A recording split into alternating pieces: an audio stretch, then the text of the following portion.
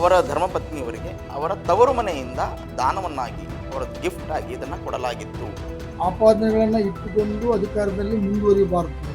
ಅವರ ನಡೆ ಬಗ್ಗೆ ನಾವು ಹೇಳ್ಬೋದು. ಈಗ ಅವರಿಗೆ ಜೈ ಅನ್ಬೋದು, ಈಗ ಅವರಿಗೆ ಚೈ ಅಲ್ಲ ಚೀತು ಅಂತಕ್ಕಂಥ ಕೆಲಸವನ್ನು ಅವ್ರು ಮಾಡಿದ್ದಾರೆ. ರಾಜ್ಯಪಾಲರ ಬಗ್ಗೆ ಬಹಳ ಕೆಟ್ಟದ್ದಾಗಿ ಇವತ್ತು ಸಿದ್ದರಾಮಯ್ಯ ಮತ್ತು ಕಾಂಗ್ರೆಸ್ ಪಕ್ಷ ಮಾತನಾಡ್ತಾ ಇದೆ.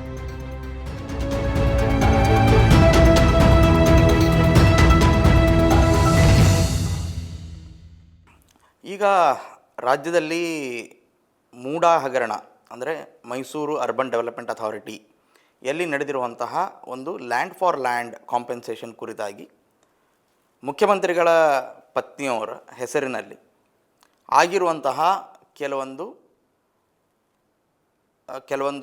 ಲ್ಯಾಂಡ್ ಅಂದರೆ ಅಲ್ಲಿನ ಭೂ ಬಳಕೆ ಕುರಿತಾಗಿ ಎದ್ದಿರುವಂತಹ ಕೆಲವೊಂದು ಪ್ರಶ್ನೆಗಳಿಗೆ ಇವತ್ತಿನ ದಿವಸ ಸ್ವತಃ ಮುಖ್ಯಮಂತ್ರಿಯವರ ಒಂದು ಸ್ಥಾನಕ್ಕೆ ಕುತ್ತು ತರುವಂಥ ಒಂದು ಪ್ರಕರಣ ಇವತ್ತಿನ ದಿವಸ ಬೆಳಕಿಗೆ ಬಂದಿದೆ.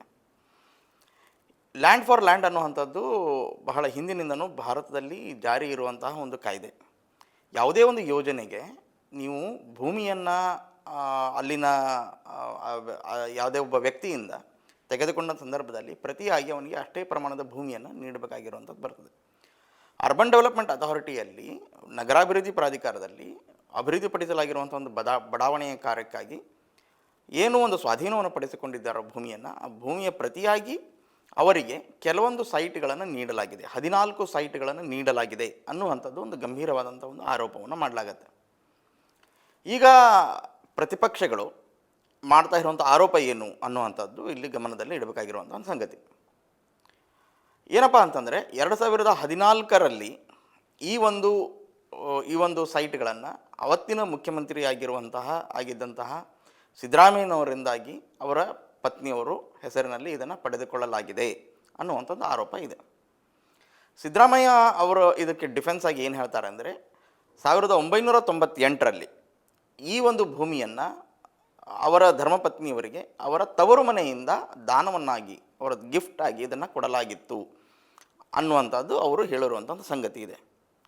ಆದರೆ ಈಗ ಮಾಧ್ಯಮದಲ್ಲಿ ಬರ್ತಾ ಇರುವಂತಹ ಸಂಗತಿಗಳು ಮತ್ತು 3 ಜನ ಏನು ಇದರ ಒಂದು ಪೆಟಿಷನರ್ಸ್ ಇದ್ದಾರೆ, ಅರ್ಜಿದಾರರಿದ್ದಾರೆ, ಅವರು ರಾಜ್ಯಪಾಲರ ಎದುರುಗಡೆ ಅರ್ಜಿಯನ್ನು ಸಲ್ಲಿಸಿದ್ದಾರೆ. ಅವರು ಹೇಳುವಂಥ ಸಂಗತಿ ಏನಂತಂದರೆ ಈ ಭೂಮಿಯನ್ನು 1998ರಲ್ಲಿ ಖರೀದಿ ಮಾಡಲಾಗಿಲ್ಲ. ದಲಿತ ಸಮುದಾಯಕ್ಕೆ ಸೇರಿದಂಥ ಜವರ ಅನ್ನುವಂಥ ಒಬ್ಬ ವ್ಯಕ್ತಿಗೆ ಸೇರಿದಂಥ ಈ ಭೂಮಿಯ ಡೆವಲಪ್ ಆದ ಮೇಲೆ, ಅಂದರೆ ಅಲ್ಲಿ ಏನು ಬಡಾವಣೆ ಡೆವಲಪ್ ಆಗಿದೆ, ಆ ಬಡಾವಣೆ ಡೆವಲಪ್ ಆದ ಮೇಲೆ ಅದನ್ನು ಆ ಖರೀದಿ ಪತ್ರವನ್ನು ಸಲ್ಲಿಸಲಾಗಿದೆ. ಹೀಗಾಗಿ 2004ರ ನಂತರ ಈ ಪ್ರಕರಣ ಒಂದು ಕ್ರಿಯೇಟ್ ಆಗಿರುವಂಥದ್ದು, ನಿರ್ಮಾಣಗೊಂಡಿರುವಂಥದ್ದು. ಅವತ್ತಿನ ಸಂದರ್ಭದಲ್ಲಿ ಅಧಿಕಾರದಲ್ಲಿದ್ದಂಥ ಸಿದ್ದರಾಮಯ್ಯನವರು ತಮ್ಮ ಒಂದು ಇನ್ಫ್ಲೂಯೆನ್ಸನ್ನು ಬಳಸಿ, ಉಪಮುಖ್ಯಮಂತ್ರಿ ಸ್ಥಾನದಲ್ಲಿದ್ದಂಥವರು ತಮ್ಮ ಒಂದು ಇನ್ಫ್ಲೂಯೆನ್ಸನ್ನು ಬಳಸಿ ಸಬ್ಸಿಕ್ವೆಂಟ್ಲಿ ಅಲ್ಲಿನ ರೆವಿನ್ಯೂ ಡಿಪಾರ್ಟ್ಮೆಂಟ್ನಲ್ಲಿ ಮತ್ತು ನಗರಾಭಿವೃದ್ಧಿ ಪ್ರಾಧಿಕಾರದಲ್ಲಿ ಈ ಒಂದು ವಿಚಾರಕ್ಕೆ ಅಂದರೆ ದಾಖಲೆಗಳನ್ನು ತಮ್ಮ ಪರವಾಗಿ ಮಾಡಿಕೊಂಡರು. ಹೀಗಾಗಿ ಭೂಮಿಯ ಹಸ್ತಾಂತರ ಆಗಿರುವಂಥದ್ದು ಮೂಡಾಕ್ಕೆ 1998ರಲ್ಲಿ ಅಲ್ಲ. ಹೀಗಾಗಿ ಈ ಒಂದು ಪ್ರಕರಣದಲ್ಲಿ ಮುಖ್ಯಮಂತ್ರಿಗಳು ಅಂದರೆ ಈಗ ಮುಖ್ಯಮಂತ್ರಿ ಆಗಿರುವಂಥ ಸಿದ್ದರಾಮಯ್ಯನವರು ಈ ಹಿಂದೆ ತಮ್ಮ ಸ್ಥಾನವನ್ನು ದುರ್ಬಳಕೆ ಮಾಡಿಕೊಂಡಿದ್ದಾರೆ. ಆ ದುರ್ಬಳಕೆ ಮಾಡಿಕೊಂಡಿರೋ ಕಾರಣಕ್ಕಾಗಿ ಸಿದ್ದರಾಮಯ್ಯನವರ ವಿರುದ್ಧ ತನಿಖೆ ಆಗಬೇಕು ಅನ್ನುವಂಥದ್ದು ಇದು ಎಂಟೈರ್ ಒಂದು ಹಗರಣದ ಒಂದು ಒಟ್ಟು ಆಗಿರುವಂಥದ್ದು. ಈಗ ಅಲ್ಲಿನ ಕೆಲವೊಂದು ಅಧಿಕಾರಿಗಳು ಹೇಳ್ತಾ ಇರುವಂಥದ್ದು ಏನಪ್ಪ ಅಂದರೆ, ಇಲ್ಲ, ಈ ರೀತಿ ಆದಂತಹ ಘಟನೆಗಳಿಲ್ಲ. ಈ ಮೂಡಾ ಅಂದರೆ ನಗರಾಭಿವೃದ್ಧಿ ಪ್ರಾಧಿಕಾರದ ಅಂಡರ್ನಲ್ಲಿ ಮೈಸೂರಿನಲ್ಲಿ ಕೇವಲ ಸಿದ್ದರಾಮಯ್ಯನವರಿಗೆ ಮಾತ್ರ ಅಲ್ಲ, ಎಲ್ಲ ಪಕ್ಷಗಳಿಗೂ, ಅದು BJP ಇರ್ಬೋದು, ಕಾಂಗ್ರೆಸ್ ಇರ್ಬೋದು, ಜನತಾದಳ ಇರ್ಬೋದು, ಎಲ್ಲ ಪಕ್ಷಗಳ ನಾಯಕರಿಗೂ ಕೂಡ ಬೇರೆ ಬೇರೆ ಸಂದರ್ಭದಲ್ಲಿ ಭೂಮಿಯನ್ನು ಹಂಚಿಕೆ ಮಾಡಲಾಗಿದೆ. ಅದೇ ಆಧಾರದ ಮೇಲೆಯೂ ಕೂಡ ಭೂಮಿಯನ್ನು 14 ಸೈಟ್ಗಳನ್ನು ಹಂಚಿಕೆ ಮಾಡಲಾಗಿದೆ. ಈ ಭೂಮಿಯ ಒಟ್ಟು ಬೆಲೆ ಅಂದರೆ ಮಾರ್ಕೆಟ್ ವ್ಯಾಲ್ಯೂ ಟುಗೆದರ್ ಸುಮಾರು 400 ಕೋಟಿ ಅಂತ ಹೇಳಲಾಗತ್ತೆ. ಮೈಸೂರಿನಂಥ ಒಂದು ಪ್ರತಿಷ್ಠಿತ ಜಾಗೆಯಲ್ಲಿ, ಒಂದು ಪ್ರತಿಷ್ಠಿತ ಬಡಾವಣೆಯಲ್ಲಿ ಈ ರೀತಿಯಾದಂಥ ಒಂದು ಏನು ಮಾಡ್ತಾ ಇದ್ದಾರೆ, ಇದು ಒಂದು ಬಹಳ ಗಂಭೀರವಾದಂಥ ಆರೋಪ. ಹೀಗಾಗಿ ಸುಮಾರು 400 ಕೋಟಿಯಷ್ಟು ಸರ್ಕಾರದ ಬೊಕ್ಕಸಕ್ಕೆ ನಷ್ಟವನ್ನು ಉಂಟು ಮಾಡಲಾಗಿದೆ. ಇರದೇ ಇದ್ದಂಥ ಭೂಮಿಯನ್ನು 2004ರಲ್ಲಿ ಇದನ್ನು ಕ್ರಿಯೇಟ್ ಮಾಡಿಕೊಳ್ಳಲಾಗಿದೆ. ಇನ್ನು ಸಬ್ಸಿಕ್ವೆಂಟ್ಲಿ 2014ರಲ್ಲಿ ಈ ಹಿಂದಿನ ಭೂಮಿಯನ್ನು ಅವರು ಕಾಂಪನ್ಸೇಷನನ್ನು ಕೇಳುವಂಥದ್ದು, ಪ್ರತಿಯಾಗಿ ಕಾಂಪನ್ಸೇಷನ್ ಕೊಡಮಾಡಿರುವಂಥದ್ದು ಈ ರೀತಿಯಾಗಿ ಗಮನದಲ್ಲಿ ಬಂದಿರುವಂಥದ್ದು. ಹೀಗಾಗಿ ಇದು ಒಂದು ಹಗರಣದ ಒಂದು ಒಟ್ಟು ರೂಪ ಅಂತ ಇವತ್ತಿನ ದಿವಸ ಇಲ್ಲಿ ಹೇಳಲಿಕ್ಕೆ ಹೇಳಲಾಗ್ತಾ ಇದೆ.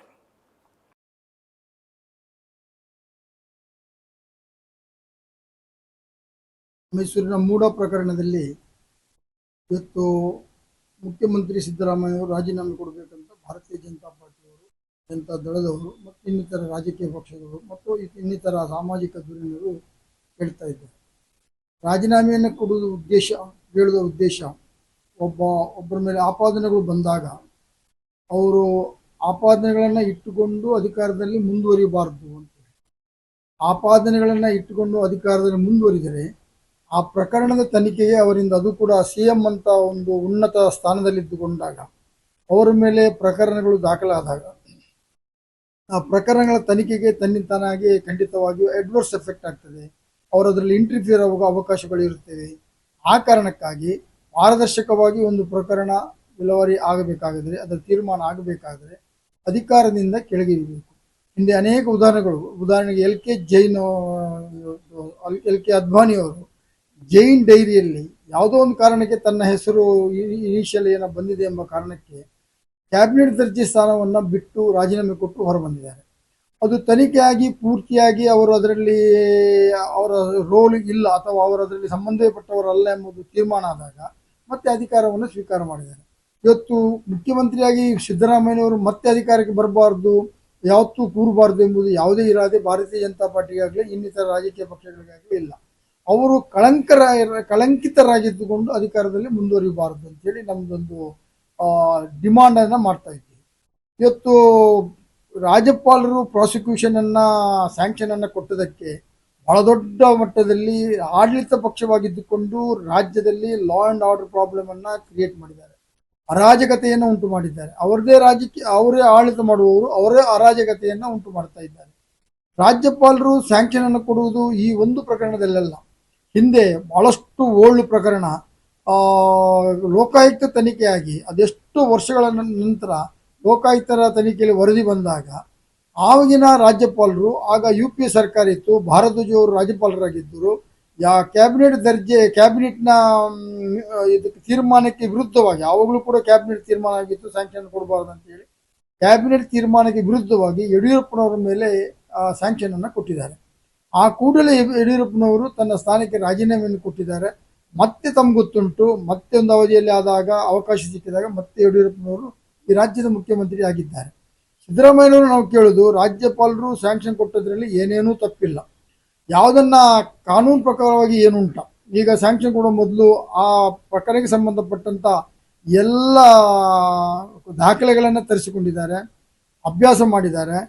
ಡೆಲ್ಲಿಯಲ್ಲಿ ಹೋಗಿ ಮತ್ತು ಇಲ್ಲಿ ಕಾನೂನು ಪರಿಣತರನ್ನ ಒಂದಿಗೆ ಸಮಾಲೋಚನೆ ಮಾಡಿದ್ದಾರೆ. ಸಮಾಲೋಚನೆ ಮಾಡಿದ ನಂತರ ಕಾನೂನು ಕೊಡದೇ ಇದ್ರೆ ತಪ್ಪಾಗ್ತದೆ ಕಾನೂನಿನ ದೃಷ್ಟಿಯಿಂದ, ಇನ್ ಎಂಡ್ಸ್ ಆಫ್ ಜಸ್ಟಿಸ್ ಅಂದರೆ ನ್ಯಾಯದ ಕಾರಣಕ್ಕೆ ಅದು ತಪ್ಪಾಗ್ತದೆ ಎಂಬ ಕಾರಣಕ್ಕೆ ಅವರು ಈ ಒಂದು ತೀರ್ಮಾನವನ್ನು ಕೈಗೊಂಡಿದ್ದಾರೆ, ಸ್ಯಾಂಕ್ಷನ್ ಅನ್ನು ಕೊಟ್ಟಿದ್ದಾರೆ. ಅದನ್ನ ಇವತ್ತು ಕೆಲವೊಂದು ವ್ಯಕ್ತಿಗಳು ಕಾಂಗ್ರೆಸ್ನ ಧುರೀಣರು ಅವರನ್ನ ಬಾಂಗ್ಲಾದಲ್ಲಿ ಆದ ಹಾಗೆ ಶೇಖ್ ಹಸೀನರನ್ನು ಓಡಿಸ್ತೇವೆ, ಇದೆಲ್ಲ ಸಂವಿಧಾನದ ವಿರುದ್ಧವಾಗಿ ಮಾತನಾಡೋದು. ಯಾರು ಯಾವಾಗಲೂ ಕೂಡ ಸಂವಿಧಾನ ಹೇಳ್ತಾ ಇದ್ದಾರ, ಇವತ್ತು ಪ್ರತಿಯೊಬ್ಬ ಕಾಂಗ್ರೆಸ್ನ ಕಾರ್ಯಕರ್ತರಿಂದ ಹಿಡಿದು ನಾಯಕರು ಕೂಡ ಸಂವಿಧಾನಕ್ಕೆ ವಿರುದ್ಧವಾಗಿ ಮಾತನಾಡ್ತಾ ಇದ್ದಾರೆ, ಸಂವಿಧಾನವನ್ನು ಗಾಳಿಗೆ ತೂರುವಂತ ಕೆಲಸವನ್ನು ಮಾಡ್ತಾ ಇದ್ದಾರೆ. ಒಬ್ಬ ದಲಿತ ಎಂಬ ಕಾರಣಕ್ಕೆ ಯಾರು ರಾಜ್ಯಪಾಲರು ಅವರ ಮೇಲೆ ಇವತ್ತು ಘನಘೋರ ಆಪಾದನೆಗಳನ್ನು ಮಾಡಿಕೊಂಡು ಅವರನ್ನು ಹೀಯಾಳಿಸುವಂಥದ್ದು,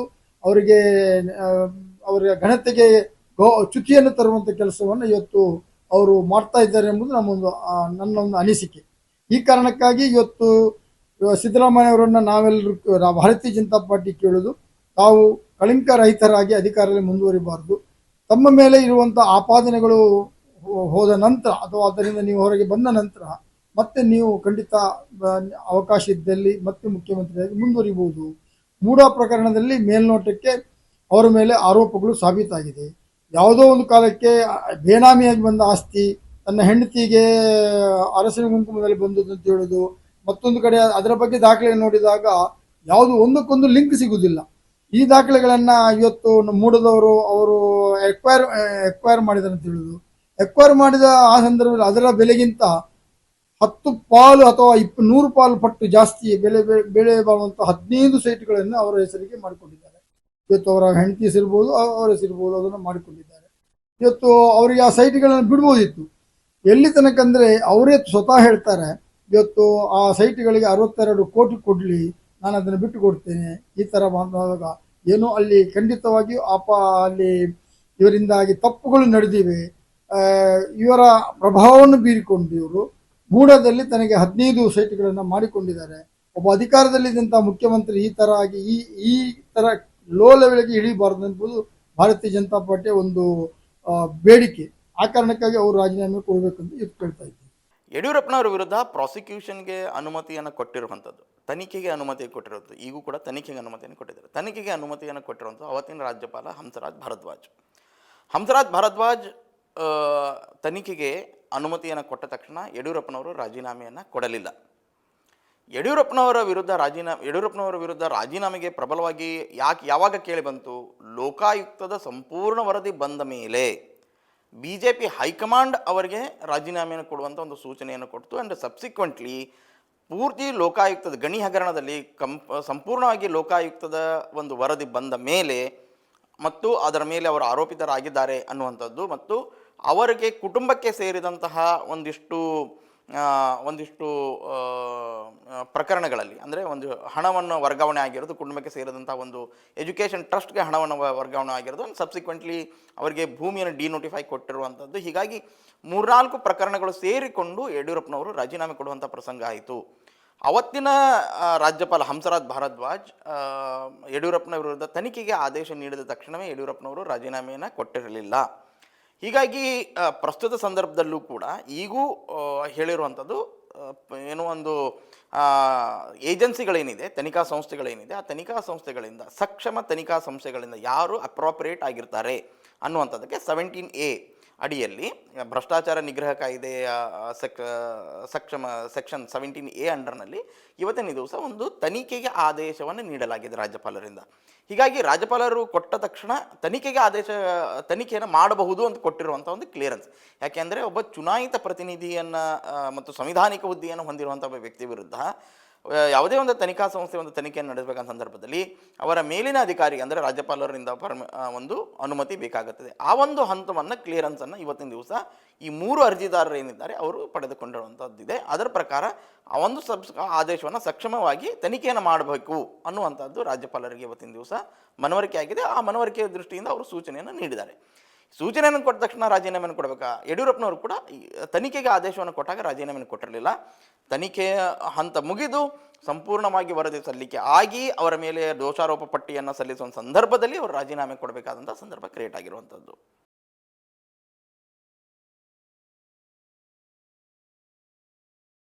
ಬಹುಶಃ ಪ್ರಜಾಪ್ರಭುತ್ವದ ವ್ಯಂಗ್ಯ ಮತ್ತು ಆಭಾಸ ಇದೆರಡರ ಮಧ್ಯ ಭಾರತೀಯ ಜನತಾ ಪಕ್ಷ ಮತ್ತು ರಾಜ್ಯಪಾಲರು, ಭಾರತೀಯ ಜನತಾ ಪಕ್ಷದ ಏಜೆಂಟ್ ಆದಂತಹ ರಾಜ್ಯಪಾಲರು ಕರ್ನಾಟಕದಲ್ಲಿ ಇವತ್ತು ಆಕ್ಟ್ ಮಾಡ್ತಾ ಇದ್ದಾರೆ ಅಂತ ಹೇಳಲಿಕ್ಕೆ ಬಯಸ್ತೇನೆ.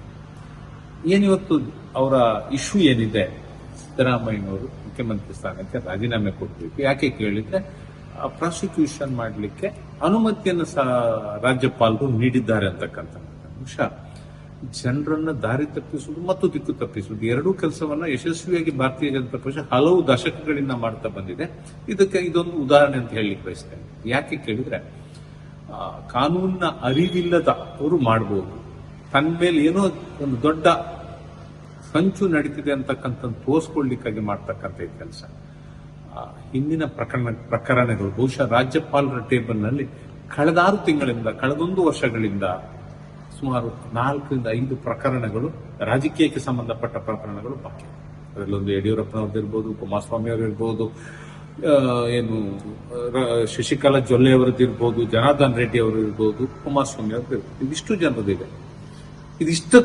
ಇದಿಷ್ಟಕ್ಕೂ ಬಹಳ ಸ್ಪಷ್ಟ ರಾಜ್ಯಪಾಲರ ಅನುಮತಿಗೆ ಕೋರಿದ್ದು ಜನಪ್ರತಿನಿಧಿ ಕಾಯ್ದೆ ಅನ್ವಯ ನಮಗೆ ಅನುಮತಿ ನೀಡಿ ತನಿಖೆ ಮಾಡಲಿಕ್ಕೆ ಇದು ಕೋರಿದ್ದು ಸಂವಿಧಾನಕ್ಕೆ ಮಾನ್ಯತೆ ಇದ್ದಂಥ ಸಂಸ್ಥೆಗಳು ಲೈಕ್ ಲೋಕಾಯುಕ್ತ, ಎಸಿಬಿ ಮತ್ತು ಲೋಕಾಯುಕ್ತದ ST ಅಂದ್ರೆ ಟೀಮ್, ಏನೊಂದು special team, special investigation SIT ಅಂತ ಹೇಳ್ತೀವಿ, ಆ ಟೀಮ್ಗಳು ಅನುಮತಿಯನ್ನು ಕೋರಿ ಇದಿಷ್ಟಕ್ಕೂ ಕೋರಿ ಇದರ ನಂತರ 6 ತಿಂಗಳು ಕಳೆದ ಲಾಸ್ಟ್ ಜನವರಿಯಲ್ಲಿ ಎಲ್ಲವೂ ಆಗಿದೆ. ಬಹುಶಃ ಲಾಸ್ಟ್ 24 ಗಂಟೆ ಒಳಗೆ TJ ಅಬ್ರಾಮ್ ಎನ್ನುವ ವ್ಯಕ್ತಿ ಯಾವುದೇ ಸಂಸ್ಥೆಗೆ, ಲೋಕಾಯುಕ್ತ ಇರಬಹುದು, ಕೋರ್ಟ್, ಎಲ್ಲಿಯೂ ದೂರು ನೀಡದೆ ರಾಜ್ಯಪಾಲರಿಗೆ ದೂರು ನೀಡಲಿಕ್ಕೆ ಅನುಮತಿ ಕೇಳ್ತಾನೆ.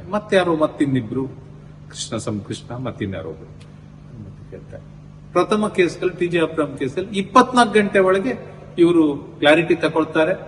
ಬಹುಶಃ ಸುಮಾರು 2000 ಪೇಜ್ಗಳಷ್ಟು ಆರೋಪಗಳನ್ನ TJ ಅಬ್ರಾಮ್ ಮಾಡಿದ್ದಾರೆ. 2000 ಪೇಜ್ಗಳ ಆರೋಪಗಳ ಏನು ಕಡತ ಇದೆ, ಅದನ್ನು ಓದ್ಲಿಕ್ಕೆ ಕನಿಷ್ಠ 1 ವಾರ ಬೇಕು. ಅದನ್ನು ಓದ್ದೆ ಸಂಜೆಗೆ, ಬೆಳಿಗ್ಗೆ ಕೊಟ್ಟರೆ ಸಂಜೆಗೆ ಚೀಫ್ ಸೆಕ್ರೆಟರಿ ಮುಖಾಂತರ ನೋಟಿಸ್ ಕೊಡ್ತಾರೆ. ಸಮಜಾಯಿಷಿ ಕೊಡಿ ಅಂತ ಕೇಳಿದ್ರೆ ಸಮಜಾಯಿಷಿಕೆಯನ್ನು ನೋಡತಕ್ಕಂತ ವ್ಯವಧಾನ ಇಲ್ಲದೆ ಪ್ರಾಸಿಕ್ಯೂಷನ್ಗೆ ಪರ್ಮಿಷನ್ ಕೊಡ್ತಾರೆ.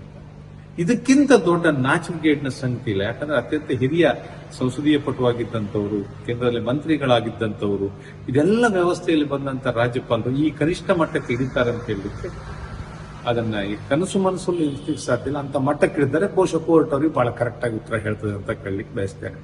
ಬಹುಶಃ ಮಾಡುವುದೇ ಹೌದಾಗಿದ್ರೆ ಯಡಿಯೂರಪ್ಪನವರ ಕೇಸ್, ಕುಮಾರಸ್ವಾಮಿ ಅವರ ಕೇಸ್ ಅಥವಾ ಇನ್ನಿತರ ಎಲ್ಲ ಕೇಸ್ಗಳ ಬಗ್ಗೆ ಕೊಡ್ಲಿ. ಆಗ ಅವರು ನಿಷ್ಪಕ್ಷಪಾತವಾಗಿ ಕ್ರೊನಾಲಜಿಕಲಿಯೋ ಸೀನಿಯಾರಿಟಿಯಲ್ಲೋ ಯಾವುದೋ ಒಂದು ಕ್ರೊನಾಲಜಿಕಲಿ, ಒಂದು ಸೀನಿಯಾರಿಟಿ ಅವರು ಪರ್ಮಿಷನ್ ಕೊಟ್ರೆ ಅವರ ನಡೆ ಬಗ್ಗೆ ನಾವು ಹೇಳ್ಬೋದು.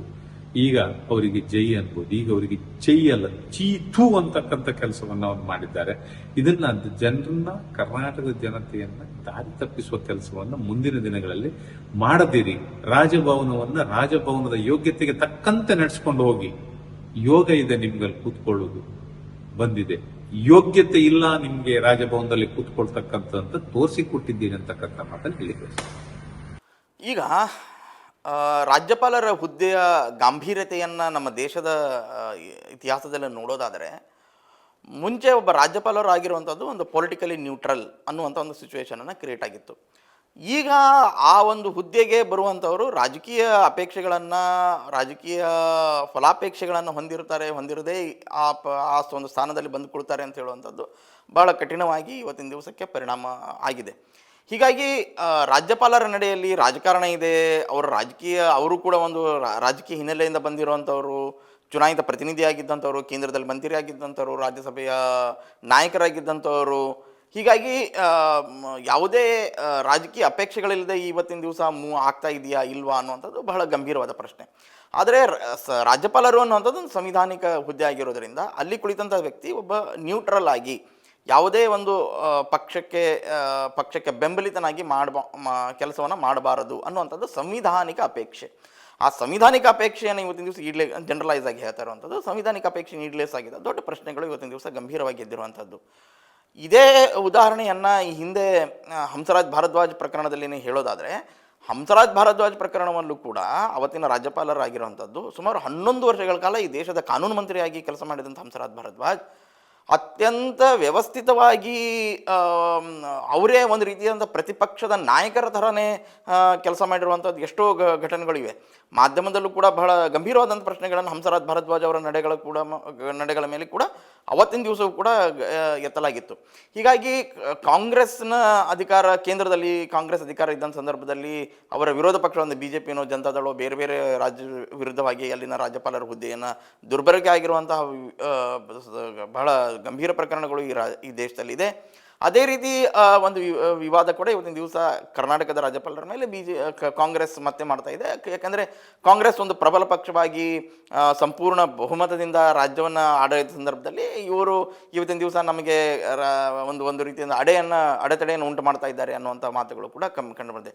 ಇದು ಒಂದು ಪೊಲಿಟಿಕಲ್ ಎಕ್ಸ್ಚೇಂಜ್ ಆಫ್ ಏನಪ್ಪ ಅಂದರೆ ಅಲಿಗೇಷನ್ಸ್ ಅಷ್ಟೇ. ಬಟ್ ಅದಕ್ಕೆ ಹೆಚ್ಚಿನ ಮಹತ್ವವನ್ನು ರಾಜಕಾರಣದಲ್ಲಿ ಕೊಡೋಕ್ಕಾಗಲ್ಲ. ರಾಜ್ಯಪಾಲರ ಹುದ್ದೆ ಅನ್ನೋಂಥ ಒಂದು ಗಂಭೀರವಾದ ಹುದ್ದೆ, ಅವರ ಮುಂದಿರುವಂಥ ಸಾಕ್ಷಿಗಳನ್ನು ನೆಗೆಟ್ ಮಾಡೋಕ್ಕಾಗಲ್ಲ. ಉಳಿದಂಥ ಪ್ರಕರಣಗಳಿಗೆ ಯಾಕೆ ಪರ್ಮಿಷನನ್ನು ರಾಜ್ಯಪಾಲರು ಕೊಟ್ಟಿಲ್ಲ ಅನ್ನೋದಕ್ಕೆ ರಾಜ್ಯಪಾಲರೇ ನೇರವಾಗಿ ಅದಕ್ಕೆ ಆನ್ಸರ್ ಹಾಕ್ತಾರೆ. ಬಹುಶಃ ಅವರಿಗೆ ಆ ಒಂದು ವಿಚಾರಗಳಲ್ಲಿ ಇನ್ನಷ್ಟು ಸಮಯ ಬೇಕಾಗಬಹುದು, ಇನ್ನಷ್ಟು ಸಮಯ ಬೇಕಾಗಬಹುದು, ಇನ್ನಷ್ಟು ದಾಖಲೆಗಳು ಬೇಕಾಗಬಹುದು ಅಂತ ಅನ್ನಿಸಿರುವ ಸಂದರ್ಭದಲ್ಲಿ ಅವರು ಸಬ್ಸಿಕ್ವೆಂಟ್ ಯಾರು ಅದನ್ನು ಅರ್ಜಿದಾರರಿದ್ದಾರೆ ಅವರಿಗೆ ಆ ರೀತಿಯಾದ ಸೂಚನೆಗಳನ್ನು ಕೊಡ್ತಾರೆ. ನೀವು ಇದನ್ನು ಇನ್ನೂ ಹೆಚ್ಚಿನ ಮಾಹಿತಿಗಳನ್ನು ಕೊಡಿ ಅಂತ. ಆ ರೀತಿಯ ಸೂಚನೆಗಳನ್ನು ಅವರು ಕೊಟ್ಟಿರಬಹುದೇನೋ. ಆದರೆ ಇದೇ ಒಂದು ವಿಚಾರಕ್ಕೆ ನಾನು ಆ್ಯಕ್ಟ್ ಮಾಡ್ತಾರೆ ಮಾಡಲ್ಲ ಅನ್ನುವಂಥದ್ದು ಪೊಲಿಟಿಕಲ್ ಮೋಟಿವೇಶನ್ ಇಲ್ಲದೇ ಇವತ್ತಿನ ದಿವಸ ಯಾವುದೇ ಸಂವಿಧಾನಿಕ ಹುದ್ದೆಯ ವ್ಯಕ್ತಿ ಆ್ಯಕ್ಟ್ ಮಾಡ್ತಾರೆ ಅಂಥೇಳಿ ನನಗೆ ಇವತ್ತಿನ ದಿವಸ ಅನಿಸಲ್ಲ. So it's a very tricky question ಆ ಒಂದು ಸಂದರ್ಭದಲ್ಲಿ. ಸೊ ಇದನ್ನು ಆ ಒಂದು ಅಧಿಕಾರದಲ್ಲಿ ಕೂತಂಥವರೇ ಇದನ್ನು ವ್ಯಕ್ತಿಗತವಾಗಿ ವಿಚಾರ ಮಾಡಿಕೊಳ್ಬೇಕಾಗಿರುವಂಥದ್ದು.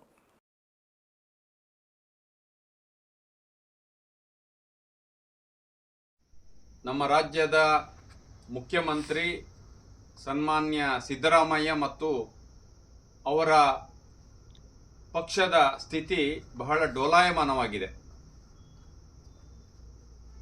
ಈ ಹಿಂದೆ ಬಿಜೆಪಿಯವರು ಈ ರಾಜ್ಯದ ಆಡಳಿತವನ್ನು ಮಾಡ್ತಾ ಇರುವಾಗ ಹೆಜ್ಜೆ ಹೆಜ್ಜೆಗೂ ಟೀಕೆ ಮಾಡ್ತಾ ಇದ್ದಂಥ ಸಿದ್ದರಾಮಯ್ಯನವರು ಅವರ ಸರ್ಕಾರದಲ್ಲಿ ಆಗ್ತಾ ಇರುವಂಥ ಭ್ರಷ್ಟಾಚಾರದ ಬಗ್ಗೆ ಮಾತನ್ನೇ ಆಡ್ತಾ ಇಲ್ಲ.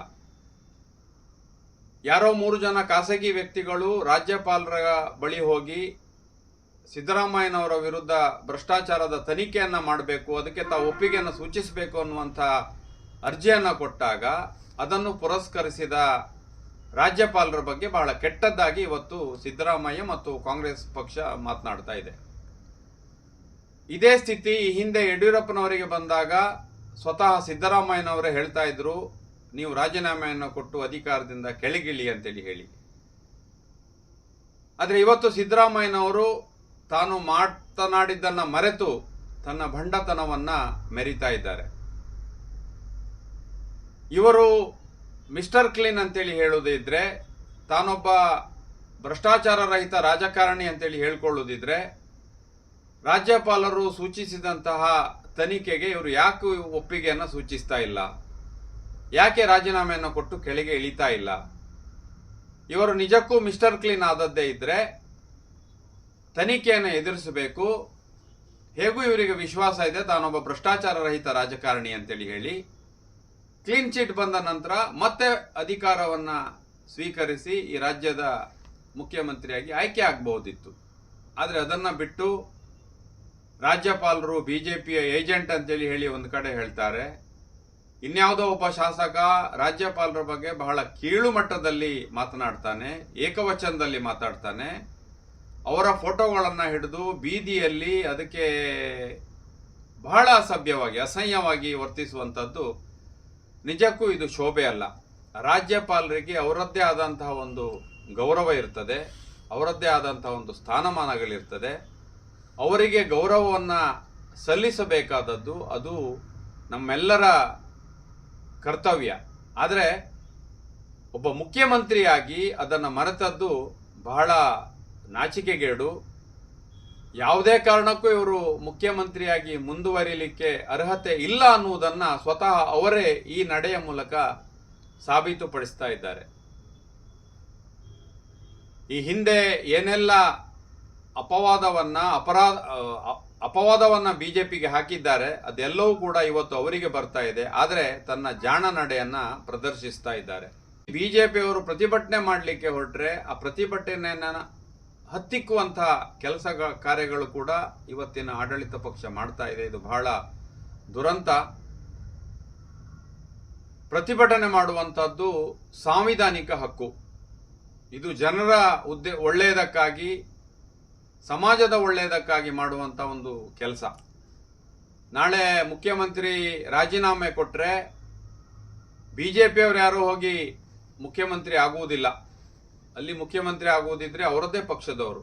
ಆದರೂ ಜನರಲ್ಲಿ ಜಾಗೃತಿ ಮೂಡಿಸುವ ಕಾರಣಕ್ಕಾಗಿ ಇವತ್ತು ಬಿಜೆಪಿಯವರು ಹೋರಾಟವನ್ನು ಮಾಡಲಿಕ್ಕೆ ಹೊರಟ್ರೆ ಆ ಹೋರಾಟವನ್ನು ಹತ್ತಿಕ್ಕುವಂತ ಕೆಲಸ ಇವತ್ತು ಕಾಂಗ್ರೆಸ್ ಪಕ್ಷ ಮಾಡ್ತಾ ಇದೆ. ಇದು ನಿಜಕ್ಕೂ ಒಳ್ಳೆಯದಲ್ಲ. ಇಷ್ಟಕ್ಕೂ ರಾಜ್ಯಪಾಲರು ಎಲ್ಲಿಯೂ ಕೂಡ ಸಿದ್ದರಾಮಯ್ಯನವರ ವಿರುದ್ಧ ಎಫ್ಐಆರ್ ಅನ್ನ ದಾಖಲಿಸಬೇಕು, ಅವರನ್ನ ಬಂಧಿಸಬೇಕು ಅನ್ನುವಂಥ ಯಾವ ಆಜ್ಞೆಯನ್ನು ಕೂಡ ಹೊರಡಿಸಲಿಲ್ಲ. ಆದರೆ ಸಿದ್ದರಾಮಯ್ಯನವರು ಯಾಕೆ ಈ ರೀತಿ ಗೊಂದಲಕ್ಕೆ ಈಡಾಗಿದ್ದಾರೆ ಅನ್ನುವಂಥದ್ದು ಯಕ್ಷ ಪ್ರಶ್ನೆಯಾಗಿದೆ. ಬಹುಶಃ ಇವರಲ್ಲಿ ತಾನು ಮಾಡಿದ ಅಪರಾಧ ಒಳಗಿನಿಂದ ಒಳಗೆ ಇವರಿಗೆ ಜಾಗೃತಿ ಆಗ್ತಾ ಇದೆ ಅನ್ನುವಂಥದ್ದು ಮೇಲ್ನೋಟಕ್ಕೆ ಕಾಣಿಸ್ತಾ ಇದೆ. ನೋಡಿ, ಯಡಿಯೂರಪ್ಪ ಪ್ರಕರಣಕ್ಕೂ ಯಡಿಯೂರಪ್ಪ ಪ್ರಕರಣದಲ್ಲೂ ಕೂಡ ರಾಜ್ಯಪಾಲರಿಂದ ತನಿಖೆಗೆ ಅನುಮತಿ ಸಿಕ್ಕ ತಕ್ಷಣ ರಾಜೀನಾಮೆಯನ್ನು ಕೊಡಲಾಗಿಲ್ಲ. ರಾಜೀನಾಮೆಯನ್ನು ಲೋಕಾಯುಕ್ತದ ಸಂಪೂರ್ಣ ವರದಿ ಬಂದ ಮೇಲೆ ಅವರು ರಾಜೀನಾಮೆಯನ್ನು ಕೊಡಲಾಗಿತ್ತು. ಹೀಗಾಗಿ ಆ ಪ್ರಕರಣಕ್ಕೂ ಈ ಪ್ರಕರಣಕ್ಕೂ ಈಗಿನ ಒಂದು ಪ್ರಕರಣಕ್ಕೂ ನಾವು ಅದನ್ನು ಕಂಪೇರ್ ಮಾಡುವಂಥದ್ದು ಆಗಲಿಕ್ಕೆ ಸಾಧ್ಯ ಇಲ್ಲ. ಯಡಿಯೂರಪ್ಪ ರಾಜೀನಾಮೆ ಪ್ರಕರಣ ಬೇರೆಯೇ, ಈಗ ಬರ್ತಾ ಇರುವಂಥ ಆರೋಪಗಳು, ಹೀಗಾಗಿ ಎರಡನ್ನೂ ಬೇರೆಯೇ. ಹೀಗಾಗಿ ಎರಡನ್ನೂ ಕೂಡ ಅದನ್ನ ಕಂಪೇರಿಸನ್ ಮಾಡೋಕ್ಕೆ ಸಾಧ್ಯ ಇಲ್ಲ. ಒಂದು. ಎರಡನೇದಾಗಿ, ಒಬ್ಬ ರಾಜ್ಯಪಾಲ ನೈತಿಕ ಹೊಣೆ ಅನ್ನುವಂಥದ್ದು ಇವತ್ತಿನ ದಿವಸ it's a very crucial question ಆಗಿ ಕಂಡುಬರುವಂಥದ್ದು. ಆರೋಪ ಬಂದ ತಕ್ಷಣ ನೈತಿಕ ಹೊಣೆ ಅನ್ನೋ ಹೊತ್ತು ಪೊಲಿಟಿಕಲಿ ನೈತಿಕ ಹೊಣೆ ಅನ್ನುವಂಥದ್ದು ಒಂದು ಬಹಳ ಗಂಭೀರವಾದಂತಹ ಒಂದು ನಡೆಯಾಗಿ ಕಂಡುಬರುವಂಥದ್ದು. ಹೀಗಾಗಿ ಅದನ್ನು ರಾಜಕಾರಣದಲ್ಲಿ ಒಂದು ಅಪೇಕ್ಷೆಯಾಗಿ ಅದನ್ನು ನೋಡಲಾಗತ್ತೆ. ಅದನ್ನು ತಾನು ವೈಯಕ್ತಿಕವಾಗಿ ಈ ಒಂದು ಆದಂತಹ ಒಂದು ಗೊಂದಲಕ್ಕೆ ಹೊಣೆಯನ್ನು ಹೊತ್ತು ಅದನ್ನು ರಾಜೀನಾಮೆಯನ್ನು ಕೊಡ್ತೇನೆ ಅನ್ನುವಂಥದ್ದು. ಆದರೆ over a period of time ಈ ನೈತಿಕತೆ ಅನ್ನುವಂಥದ್ದು ಡೆಫಿನೇಷನ್ನೇ ಚೇಂಜ್ ಆಗಿ ಹೋಗಿದೆ ಇವತ್ತಿನ ದಿವಸ ರಾಜಕಾರಣದಲ್ಲಿ. ಈ ನೈತಿಕತೆಯ ಡೆಫಿನೇಷನ್ ಯಾಕೆ ಚೇಂಜ್ ಆಗಿದೆ ಅನ್ನುವಂಥದ್ದು ಬಹಳಷ್ಟು ಜನ ಇವತ್ತಿನ ದಿವಸ ನನಗೆ ಅದು ನೈತಿಕ ಹೊಣೆ ಅಂತ ಅನ್ನಿಸ್ತಾ ಇಲ್ಲ, ಅದು ನನ್ನ ಮಾರಲ್ ರೆಸ್ಪಾನ್ಸಿಬಿಲಿಟಿ ಅಂತ ಅನ್ನಿಸ್ತಾ ಇಲ್ಲ ನನಗೆ ಅನ್ನುವಂಥ ಒಂದು ಭಂಡತನವನ್ನು ಇವತ್ತಿನ ದಿವಸ ರಾಜಕಾರಣದಲ್ಲಿ ಮಾಡ್ತಾ ಇದ್ದಾರೆ. ಸುಮಾರಷ್ಟು ಎಕ್ಸಾಂಪಲ್ಸ್ ನಮ್ಮ ಮುಂದೆ ಇದೆ. ಅರವಿಂದ್ ಕೇಜ್ರಿವಾಲ್ ಜೈಲಿಗೆ ಹೋಗಿ ಸುಮಾರು ದಿವಸ ಆಗಿದೆ. ದೆಹಲಿ ಮುಖ್ಯಮಂತ್ರಿ ನೇರವಾಗಿ ಒಂದು ಭ್ರಷ್ಟಾಚಾರ ಪ್ರಕರಣದಲ್ಲಿ ಅವರ ಹೆಸರಿದೆ. ಮಲ್ಟಿಪಲ್ ಏಜೆನ್ಸಿಯಿಂದ ಇನ್ವೆಸ್ಟಿಗೇಷನ್ಸ್ ಆಗಿದೆ, ಮಲ್ಟಿಪಲ್ ಪೇಪರ್ಸ್ನಲ್ಲಿ ಹೆಸರಿದೆ, FIR ದಾಖಲಾಗಿದೆ. ಅಷ್ಟಾದರೂ ಕೂಡ ಅವರು ಯಾವುದೇ ಕಾರಣದಿಂದ ರಾಜೀನಾಮೆಯನ್ನು ಇವತ್ತಿನವರೆಗೂ ಕೊಟ್ಟಿಲ್ಲ. ಜೈಲಿಗೆ ಫೈಲನ್ನು ತರಿಸ್ತೇನೆ ಅನ್ನುವಂಥ ಒಂದು ಬಂಡತನವನ್ನು ಅಲ್ಲಿನವರೆಗೆ ಮಾಡಿಬಿದ್ದಾರೆ. ಅಂದರೆ ರಾಜ್ಯವೊಂದರ ಒಂದು ಅಧಿಕಾರವನ್ನು ಒಂದು ಜೈಲಿನಿಂದ ಮಾಡ್ತೇನೆ ಅನ್ನುವಂತಹ ಮಟ್ಟಕ್ಕೆ ಇವತ್ತಿನ ದಿವಸ ಈ ದೇಶದ ರಾಜಕಾರಣದ ಗಂಭೀರತೆ ಅನ್ನುವಂಥದ್ದು ಅಷ್ಟರ ಮಟ್ಟಿಗೆ ಕೆಟ್ಟದಾಗಿ ಹೋಗಿದೆ. ಹೀಗಾಗಿ ನೈತಿಕತೆಯ ಆಧಾರ ಯಾರಿಗಿದೆ ಅನ್ನುವಂಥದ್ದೇ ಇವತ್ತಿನ ದಿವಸ ಗಂಭೀರ ಪ್ರಶ್ನೆ. ಅದು ಎಲ್ಲ ಪಕ್ಷಗಳು ತಾವು ಆತ್ಮವಿಮರ್ಶೆಯನ್ನು ಮಾಡ್ಕೊಳ್ಬೇಕಾಗಿರುವಂಥ ಸಂಗತಿ. ಇವತ್ತಿನ ದಿವಸ ಸಿದ್ದರಾಮಯ್ಯನವರು ಮಿಸ್ಟರ್ ಕ್ಲೀನಾಗಿ ಬಂದಿರುವಂಥದ್ದು, ಹಾಗಿದ್ರೆ ಇಲ್ಲಿ ಆರೋಪಗಳು ಇಲ್ವಾ, ಇರ್ತದಾ ಅನ್ನುವಂಥದ್ದು. ನೋಡಿ, ಆರೋಪಗಳು ರಾಜಕಾರಣದಲ್ಲಿ ಇದ್ಮೇಲೆ ಇದು ಅತ್ಯಂತ ಸಹಜ. ಆರೋಪಗಳು ಬರಲೇಬಾರದು ಅನ್ನುವಂಥ ಪರಿಸ್ಥಿತಿಯನ್ನು ಯಾರೂ ಇಟ್ಕೊಳ್ಳೋಕ್ಕಾಗಲ್ಲ. ಅದರಲ್ಲಿ ಆರೋಪಗಳು ಬಂದ ಮೇಲೆ ನೀವು ಆರೋಪಿತರಲ್ಲ ಅನ್ನುವಂಥದ್ದನ್ನು ಪ್ರೂವ್ ಮಾಡ್ಕೊಳ್ಬೇಕಾಗಿರುವಂಥದ್ದು. ತಲಾಂತರದಿಂದ ನೋಡ್ತಾ ಬನ್ನಿ, ಯಾರ ಮೇಲೆ ಆರೋಪಗಳು ಬರಲಿಲ್ಲ. ದೇವರು ಅಂತ ಕರೆದುಕೊಳ್ಳುವಂಥ ರಾಮ ಮತ್ತು ಕೃಷ್ಣನ ಮೇಲೇ ಆರೋಪಗಳು ಬಂದ ಮೇಲೆ ಸಿದ್ದರಾಮಯ್ಯನವರು ಯಾವ ಕಾಲ ಹತ್ತಾರೆ? ಹೀಗಾಗಿ ಕ್ಲೀನ್ ಅನ್ನುವಂಥದ್ದು ರಾಜಕಾರಣದಲ್ಲಿ ಕ್ಲೀನಾಗಿ ಉಳಿಬೇಕು ಅನ್ನುವಂಥದ್ದು ಅಪೇಕ್ಷೆ. ಹೀಗಾಗಿ ನೀವು ಅಲ್ಲಿ ರಾಜೀನಾಮೆಯ ನೈತಿಕತೆ ಪ್ರಶ್ನೆ ಅನ್ನುವಂಥದ್ದು ವ್ಯಕ್ತಿಗತವಾಗಿ ಅವರೇ ಅದನ್ನು ಕೊಡಬೇಕಾಗಿರುವಂಥ ಸಂಗತಿ ಇದೆ.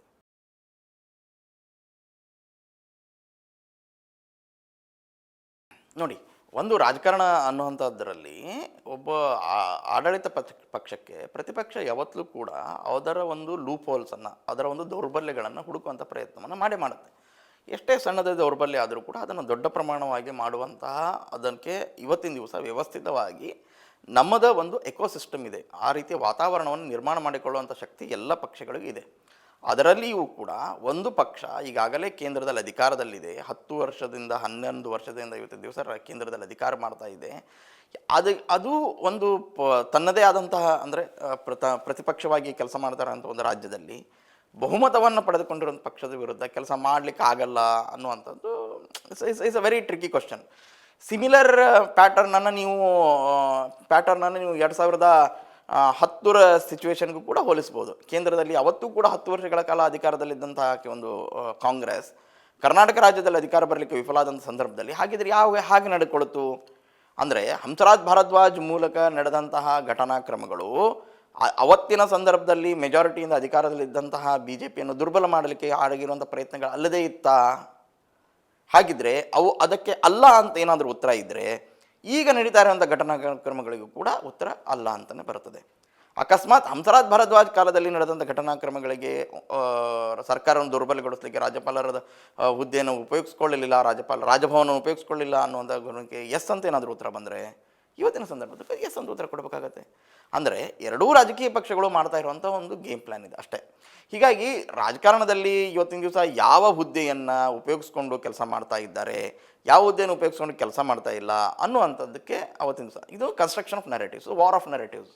ಸೊ ಈ ಒಂದು ಹಂತದಲ್ಲಿ ಯಾವ ಒಂದು ಒಂದು ಒಂದು ಒಂದು ನರೇಟಿವನ್ನು, ಒಂದು ಹೇಳಿಕೆಯನ್ನು, ಒಂದು ಕಥನವನ್ನು, ಒಂದು ಆಖ್ಯಾನವನ್ನು ನಾವು ಕಟ್ಟಿಕೊಡ್ತೇವೋ ಒಬ್ಬ ವ್ಯಕ್ತಿಯ ವಿರುದ್ಧವಾಗಿ, ಅದು ಒಂದು ಗಂಭೀರವಾದಂಥ ಪ್ರಶ್ನೆಯನ್ನು ಮಾಡುತ್ತೆ. ಇವತ್ತಿನ ದಿವಸ ಭ್ರಷ್ಟಾಚಾರ ಅನ್ನುವಂಥದ್ದು ಒಂದು major allegation against a person. ಅವರು ಇಷ್ಟು ವರ್ಷಗಳ ಕಾಲ ತಮ್ಮ ಇಮೇಜನ್ನು ಮಿಸ್ಟರ್ ಕ್ಲೀನ್ ಅಂತ ಇಟ್ಕೊಂಡ್ಬಂದಿರುವಂಥದ್ದು. ಹೀಗಾಗಿ ಒಂದು ದೊಡ್ಡದಾದಂಥ ಒಂದು ಏಟನ್ನು ಸಿದ್ದರಾಮಯ್ಯನವರಿಗೆ ಕೊಡಬೇಕು ಅನ್ನುವಂಥ ಒಂದು ಗಂಭೀರವಾದಂಥದ್ದು ಮಾಡುತ್ತೆ. ಎರಡನೇ ಪ್ರಸಂಗ ಕಾಂಗ್ರೆಸ್ನ ಆಂತರಿಕವಾಗಿ ಇರುವಂಥದ್ದು ನೋಡಿ ಕೂಡ. ಕಾಂಗ್ರೆಸ್ನಲ್ಲಿಯೂ ಕೂಡ ಈ ಹಿಂದೆಯೂ ಕೂಡ ಅಂದರೆ ಅಧಿಕಾರಕ್ಕೆ ಬರೋಕ್ಕಿಂತ ಮುಂಚೆಯೂ ಯಾರು ಮುಖ್ಯಮಂತ್ರಿ ಅನ್ನುವಂಥದ್ದು ಬಹಳ ಗಂಭೀರವಾದಂಥ ಪ್ರಶ್ನೆಯಾಗಿ ಕಾಂಗ್ರೆಸ್ ಪಕ್ಷದ ಮುಂದೆ ಅದು ಕಾಡಿತ್ತು. ಹೀಗಾಗಿ ಒಂದು ನೆಗೋಷಿಯೇಷನ್ ಪೀರಿಯಡ್ನಲ್ಲಿ 1 ವರ್ಷಗಳ ಕಾಲ ಮಾತ್ರ ಸಿದ್ದರಾಮಯ್ಯನವರು ಉಳಿತಾರೆ. ಉಳಿದಂಥ ಸಂದರ್ಭದಲ್ಲಿ ಡಿ ಕೆ ಶಿವಕುಮಾರ್ ಅವರು ಬರ್ತಾರೆ. ಅವರ ಅಧ್ಯಕ್ಷತೆಯಲ್ಲಿ ಕಾಂಗ್ರೆಸ್ಸನ್ನು ದೊಡ್ಡ ಪ್ರಮಾಣದ ಗೆಲ್ಲಿಸ್ಕೊಂಡು ಬರಲಾಯಿತು. ಇಲೆಕ್ಷನ್ಗೆ ದೊಡ್ಡ ಪ್ರಮಾಣದಂಥ ರಿಸೋರ್ಸನ್ನು ಅವರು ಬಳಸಿದ್ದಾರೆ. ಇವೆಲ್ಲ ಮಾತುಗಳು ಕೂಡ ಕೇಳಿಬಂದಿರುವಂಥದ್ದು. ಹೀಗಾಗಿ ಯಾವುದೇ ಮೆಜಾರಿಟಿ ಇರಲಿ ಅಥವಾ ಮೈನಾರಿಟಿ ಸರ್ಕಾರ ಇರಲಿ, ಅಪೇಕ್ಷಿತರ ಪಟ್ಟಿ ಅಂತೂ ಬಹಳ ದೊಡ್ಡದಾಗಿ ಇರುತ್ತೆ. ಯಾವುದೇ ಸರ್ಕಾರ ಆಗಲಿ, ಯಾವುದೇ ನಾಯಕತ್ವ ಆಗಲಿ, ಯಾವುದೇ ನೇತೃತ್ವ ಆಗಲಿ, ತನ್ನ ವಿರೋಧ, ಆಂತರಿಕವಾಗಿ ವಿರೋಧಗಳು ಇಲ್ಲದೇ ಇದ್ದಂಥ ಸಂದರ್ಭ ಯಾವತ್ತೂ ಕೂಡ ಇಲ್ಲ. ಹೀಗಾಗಿ ಎಲ್ಲ ನಾಯಕರು ಕೂಡ, ಎಲ್ಲ ಸ್ಟ್ರಾಂಗ್ ಲೀಡರ್ಸ್ ಅಂತ ಏನು ಕರಿತೇವೆ, ಅವರೆಲ್ಲರೂ ಕೂಡ ಒಂದು ರೀತಿಯಾದಂಥ ಆಂತರಿಕ ಚಾಲೆಂಜನ್ನು ಫೇಸ್ ಮಾಡಿದ್ದಾರೆ. ಈಗ ಸಿದ್ದರಾಮಯ್ಯನವ್ರಿಗೆ ಹೊರಗಡೆ ಪ್ರತಿಪಕ್ಷ ಮತ್ತು ಆಂತರಿಕವಾಗಿ ಹಿತಶತ್ರುಗಳು. ಹೀಗಾಗಿ ಎರಡೂ ಒಂದು ರೀತಿಯಾದಂಥ ಕಾಡಾಟ ಅವರಿಗೆ ಶುರುವಾಗಿದೆ. ಹೀಗಾಗಿ ಅದೊಂದು ದೊಡ್ಡ ಸಮಸ್ಯೆಯಾಗಿ ಸಿದ್ದರಾಮಯ್ಯನವ್ರ ಮುಂದೆ ಇರುವಂಥದ್ದು.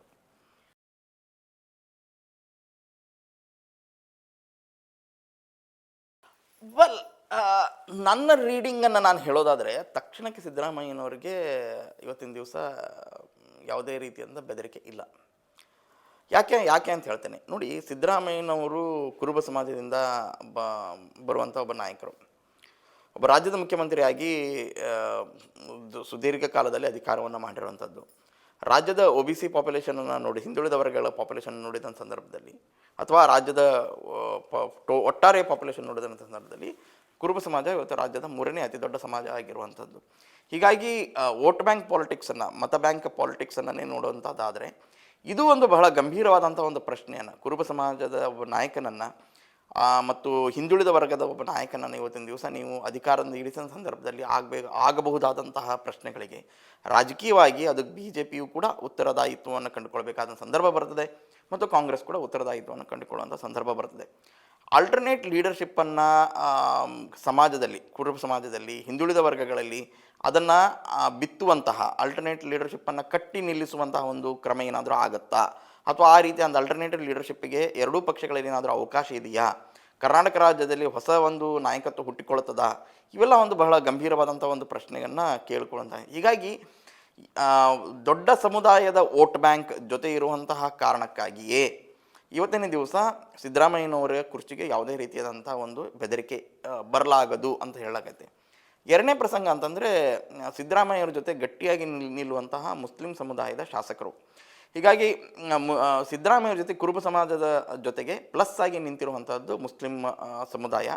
ಅದು ಇವತ್ತಿನ ದಿವಸ ಬಿಕಾಸ್ ಆಫ್ ಅವ್ರದ್ದೇ ಆದಂಥ 8-9 ಶಾಸಕರು ಏನು ಈ ಒಂದು ಕಾಂಗ್ರೆಸ್ ಪಕ್ಷದಿಂದ ಚುನಾಯಿತರಾಗಿದ್ದಾರೆ, ಅವರ ಕಾರಣಕ್ಕಾಗಿ ಬಹಳ ದೊಡ್ಡ ಪ್ರಮಾಣದಲ್ಲಿ ಇವತ್ತಿನ ದಿವಸ ಸಿದ್ದರಾಮಯ್ಯನವರ ಜೊತೆಯಾಗಿ ನಿಂತಿರುವಂಥದ್ದು. ಹೀಗಾಗಿ ಇದೊಂದು ಹೊಸ ಕಾಂಬಿನೇಷನ್ಗೆ ಎಡೆಮಾಡಿ ಕೊಡಬಹುದು ಸಿದ್ದರಾಮಯ್ಯನವರಿಗೆ. ಈ ಹಿಂದೆ ಅವರು ಉಪಮುಖ್ಯಮಂತ್ರಿ ಸ್ಥಾನಕ್ಕೆ ಸಂಚಕಾರ ಬಂದಾಗ, ಜನತಾದಳದಲ್ಲಿದ್ದಾಗ ಸಿದ್ದರಾಮಯ್ಯನವರು ಜನತಾದಳದಿಂದನೇ ಹೊರಗಡೆ ಹೋಗಿ ಅಹಿಂದ್ ಅನ್ನುವಂಥ ಒಂದು ಚಳವಳಿಯನ್ನು ಹುಟ್ಟುಹಾಕಿ ಅಖಿಲ ಭಾರತೀಯ ಪ್ರಗತಿಪರ ಜನತಾದಳ ಅನ್ನುವಂಥ ಒಂದು ಪಕ್ಷವನ್ನು ಕಟ್ಟಿ ತಮ್ಮದೇ ಆದಂತಹ ಒಂದು ವೋಟ್ ಬ್ಯಾಂಕನ್ನು ಕ್ರಿಯೇಟ್ ಮಾಡಿಕೊಂಡು ನಂತರ ವಾಪಸ್ ಅವರು ಈಗ ಕಾಂಗ್ರೆಸ್ಗೆ ಬಂದಂಥ. ಹೀಗಾಗಿ ಒಂದು ಸುದೀರ್ಘ ಇತಿಹಾಸದ, ಅಂದರೆ ರೆಬಲ್ ಇತಿಹಾಸವನ್ನು ಸಿದ್ದರಾಮಯ್ಯ ಆಲ್ರೆಡಿ ಹೊಂದಿರುವಂಥದ್ದು. ಇದು ಹಿಂದೆ ದೇವೇಗೌಡರಾಗಿರಬಹುದು ಅಥವಾ JH ಪಟೇಲರಾಗಿರಬಹುದು, ಇವರ ಜೊತೆ ಆದಂಥ ಘಟನಾಕ್ರಮಗಳ ಜೊತೆ, ಅಥವಾ ಕುಮಾರಸ್ವಾಮಿಯವರ ಜೊತೆನೇ ಆಗಿರ್ಬೋದು. ಹೀಗಾಗಿ ಸುಮಾರಷ್ಟು ಘಟನಾಕ್ರಮಗಳು ಸಿದ್ದರಾಮಯ್ಯನವರ ರಾಜಕಾರಣದಲ್ಲಿ ಇವತ್ತಿನ ದಿವಸ ಕಂಡು ಬಂದಿದೆ. ಹೀಗಾಗಿ ಒಬ್ಬ ಫೈಟ್ ಬ್ಯಾಕ್ ಮಾಡುವಂತಹ ಒಂದು ವ್ಯಕ್ತಿತ್ವವನ್ನು ಹೊಂದಿರುವಂಥ ಸಿದ್ದರಾಮಯ್ಯನವರು ಅಷ್ಟು ಸರಳವಾಗಿ ಇವತ್ತು ರಾಜಕಾರಣದ ವ್ಯಾಖ್ಯಾನ ಬದಲಾಗಲಿಕ್ಕೆ ಸಾಧ್ಯ ಇಲ್ಲ ಅಂತ ಹೇಳ್ಬೋದು. ಹಾಗೆ ಯಡಿಯೂರಪ್ಪನವರ ಕಾರಣದಿಂದಾಗಿ, ಯಡಿಯೂರಪ್ಪನವರ ರಾಜೀನಾಮೆಯ ಕಾರಣದಿಂದಾಗಿ ಇವತ್ತಿಗೂ ದಿವಸ ಲಿಂಗಾಯತ ಸಮುದಾಯ ಒಂದು ರೀತಿಯಾದಂತಹ ಒಂದು ಪ್ರಮಾಣದ ಓಟು ಹೊರಗಡೆ ಹೋಯಿತು.